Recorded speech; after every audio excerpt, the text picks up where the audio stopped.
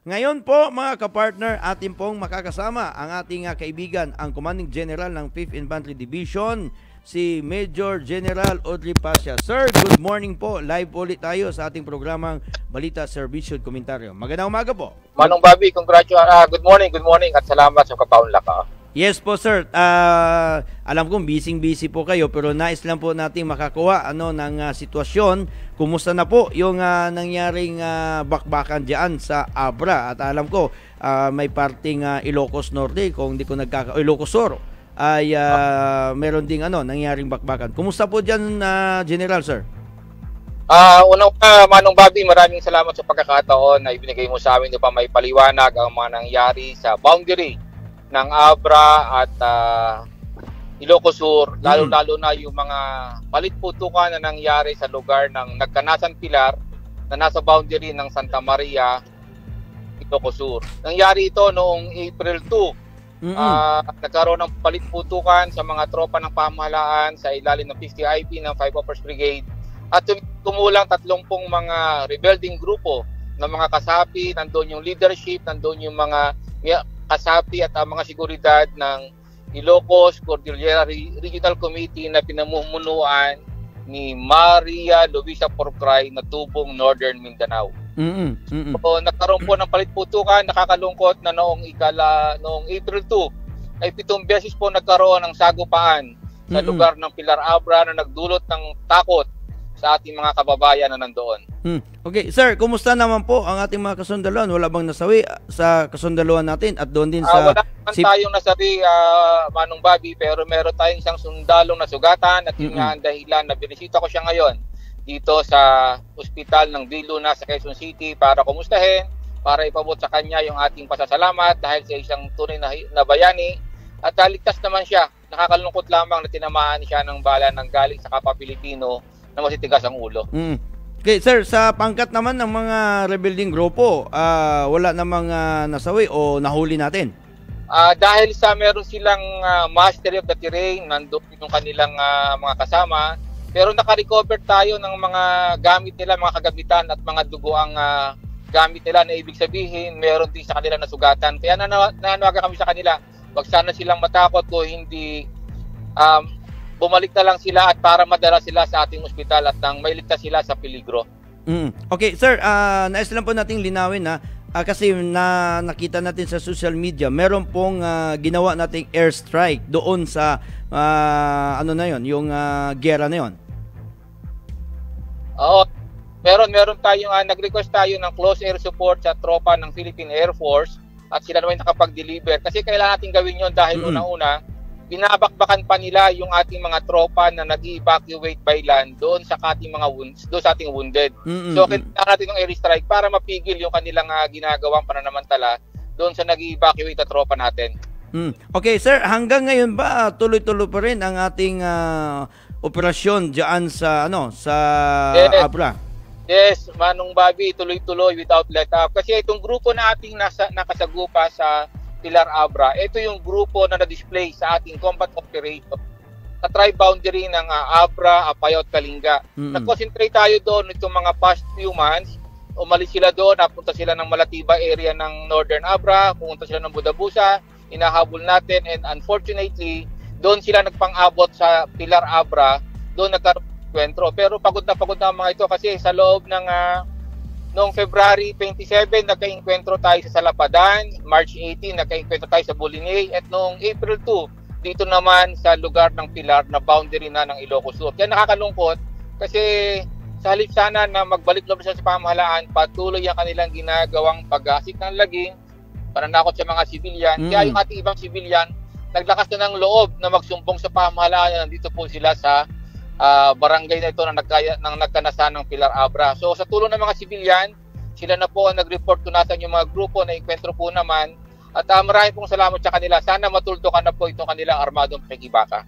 Okay, sir, itong grupo ba to? Ito na yung mga pinakamalakas, mga strongholds group ng CPP-NPA dyan sa North. Ito yung mga nalalabit matigas ang ulo. Ito yung pinamumunuan ni Maria Luisa Porcray at Tubong Mindanao. Kasama niya yung ilang homegrown natin na mga talaga na mga sabihin natin na matatanda na sa kilusan. Nandyan si Promencio Cortez, nandyan si Simeon Naugsan, nandyan si Marbida, si Caniro, nandyan si Alpasungay, yung asawa ni Junel, yung mga babae at saka si Ampi Bunuan. So ito na yung grupo ng sabihin natin ng mga originals na mga natitira ng Ilocos Cordillera Region. So sa tingin nyo sir, ito na yung mga remnants, ika nga, sa mga talagang... Tama yung mga remnants nila, yung mga natitira nilang matitigas ang ulo, sila itong mga itong mahigpit na ayaw magbalik sa pamahalaan kasi ang habol talaga nila ibagsak ang pamahalaan natin. Nangangarap pa sila na hanggang sa uli, kahit pa sila ay hirap na, ay kanila pa rin ibabagsak ang ating pamahalaan. Nako, hindi nila makayanan kasi high-tech na ang ating mga kasundaluhan ngayon. I don't think kaya pa nilang gawin yun ngayon. Okay, so kung ito'y mapabagsak ng ating mga kasundaluhan, siguradong mapabagsak man talaga ito nila. So talagang makikita na natin sir na 99% siguro bagsak na totally ang insurensya diyan sa North Luzon. Kaya natin hinahabol talaga yung armadong grupo. Ito na lang yung ating sila na lang kasi ang nagpapa-primary na nagpapalakas doon sa insurrection dito sa Northern Luzon. Kung wala tayong armed group, ito na lang yung dahilan kaya sila nabubuhay Pero wala na po, ayaw na ng mga tao sa kanila, ayaw na ng pamahalaan, nagsama-sama na tayo. Kaya nga po, support na yung presence nila. So sana po mag-isip sila na hindi po sila mananalo sa kanilang ginagawa ngayon. So ito ang patunay po General Sir na talagang sinusuka na sila ng taong bayan, pati nga dating mga pumapanig sa kanilang mga kababayan o itong mga masa, ika nga, talagang ayaw na ng kaguluhan. Yun po yung masakit na katotohanan na ayaw po nila tanggapin, na ayaw na ng tao. Ang maloko dito, Manong Bobby, dito sa area ng Northern Luzon, halos wala na po silang nare-recruit ng mga bagong kasapi. Ang problema lang po natin, may mga reports na may mga Tagalog speaking, mga bata. So ito po yung mga estudyante at mga na-recruit nila galing po sa labas ng Cordillera o sa labas ng Northern Luzon. Siguro po mga galing sa estudyante, mga dating estudyante po sa Metro Manila. Ito yung sinabi mo, galing pa yata ng Mindanao yan, ibig sabihin talagang nagmamigrate na yan sila dyan. Yes, oo. Ang malungkot dito, meron daw mga Tagalog speaking during the encounter na halos umiiyak, humihingi ng tulong at siguro hindi naman nila akalain na may encuentro sila. So sana magdalawang isip sila ngayon na nangyayaring ganitong mga bagay. Magandang ano po ito General Sir, itong na-interview po namin kayo para at least sa lahat po na nanonood ngayon sa ating programa. Alam ko ay marami din ng mga kababayan natin o mga kumbaga nalinlang nga, hindi nga nila inakala. Pero mo umiiyak yung mga yan, ibig sabihin hindi nila akalain na mapasubo sila na gano'n na combat itong giyera. Kala nila magre-recruit lang sila pero ito na nga ang nangyayari. Nagkataon lamang na medyo paborable sa kanila yung terrain, kabundukan, pero malapit na yung enkwentro. Nakausap ko yung ating mga kawal na nakasama sa putukan, sa palitputukan. Halos 15 meters lang daw ang kanilang layo sa kalaban, kaya lang hindi nila makita dahil sa napakagubat ng bundok. Pero narinig nila yung iyakan ng mga babae. So nakakaawa. Sana magising sila sa katotohanan na hindi tama yung kanilang ginagawa na lumalaban sa pamahalaan. Mas malaki pa yung ating kinakaharap na problema panlabas. Sana magbagong isip na sila, magsama-sama tayo. Kasi wala namang mangyayari kung tayo mga Pilipino nag-aaway-away. Yes, namamatayan sila, namamatayan tayo, pero are they happy with that? Again, at the end of the day, it is the Filipinos killing the Filipinos. Nakakahinayang, Manong Bobby. Totoo po yan, General. Sir, identified nyo ba kung ilan ngayon o ilan ang kumikilos dyan? May mga ilan kayang ilan katao ngayon ang mga nandyan? Umabot kaya sila ng 50 o 20? Yung combined group nila sa natitira sa Ilocos Cordillera Regional Committee, nasa mga 60 plus ito. Pero yung iba bumalik na sa Kalinga. Pero yung naiwan dun sa Abra, ito yung grupo ng KLG North Abra at saka grupo noong region ng ating Ilocos Cordillera Regional Committee, yung kanilang leadership at saka yung kanilang mga seguridad na mga kasapi. So siguro nasa mahigit 30 katao yung nasa gupa ng ating tropa dyan sa Pilar. Na ngayon pala, Brother Bobby, Manong Bobby, may nagrarally sa Campaginaldo. Itigil daw yung pag-atake, itigil daw yung paggamit ng air strikes. Bakit? Bakit sila yung may karapatan pa magsabi ng gano'n? grabe yung ginagawa nila. Siguro tinamaan talaga yung leadership ng ICRC na pati yung mga taga Manila, kinakalampag nila para guluhin at dali sa Manila na matigil na raw yung pag-atake sa kanila. Sila itong nanggugulo sa gobyerno. Dapat sila ang tumigil, hindi yung gobyerno. Dapat dyan lalabas si Brusas, sino pa ba yun? Yung mga... yung kasama nila na sa Kongreso, yung Kamatayang Black. We welcome them na sana sila na yung pagpunta dito. Sana ang sabihin nila, itigil nyo na po yung walang kabuluhang paglaban sa gobyerno, pakisinungaling, pagigulo sa mga kabataan, at magsama-sama sa gobyerno. Hindi, sabi nila, tigilan ng gobyerno yung ginagawa laban sa kanila.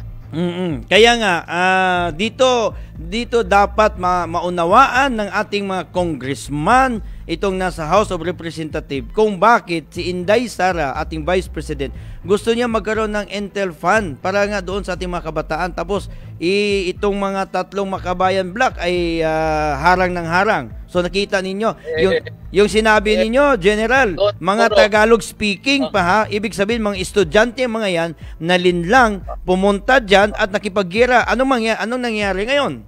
Ano mangyayari sa ating mga kabataan na pagkasa ng bayan kung sila ay nadideceive o naloloko nitong mga makakaliwang grupo. So sana tama na Manong Bobby yung panggugulo natin sa gobyerno natin. Bigyan natin ng chance yung kapayapaan, bigyan natin ng chance ang pagkakaiba. Huwag kayo laban sa pamahalaan. Anyway, that is biblical. Romans chapter 13. Kahit natin pati yung mga leaders ninyo, ipagdasal ninyo instead of maligning them. Tama. Okay, General, salamat po sa inyong informasyon na binigay po sa atin ngayon. At least alam po natin na wala talagang nasawi dito sa ating pangkat ng mga kasundaluhan. At alam natin, ngayon ay talagang naghihirap na itong mga ito at sana ay matauhan. Pero General, baka meron ka pang gustong ipaabot o panawagan sa ating mga kababayan. May time po kayo, sir.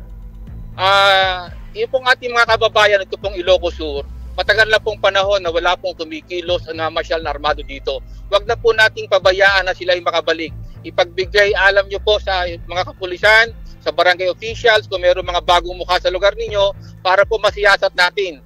Wala pong ibang magtutulungan kundi tulungan nyo po. Kasi pag po nakabalik sa Ilocos Sur, itong armadong grupo, masisira na naman po ang tahimik na pamumuhay at kalakalan dyan po sa lalawigan ng Ilocos Sur. So tulungan niyo po kami. At sa pangkalahatan, magtulungan po tayo mga Pilipino, iwaksi po natin ang di pagkakasundo-sundo. Dahil walang magmamalasakit at magmamahal sa Pilipinas kung hindi tayo mga Pilipino, at walang tutulong sa Pilipino kundi kapwa Pilipino. Okay, maraming salamat Major General Audrey Pasha, sir. Ingat-ingat po kayo at sana'y proteksyonan kayo ng ating poong may kapal. Salamat po, salamat. Maraming salamat po.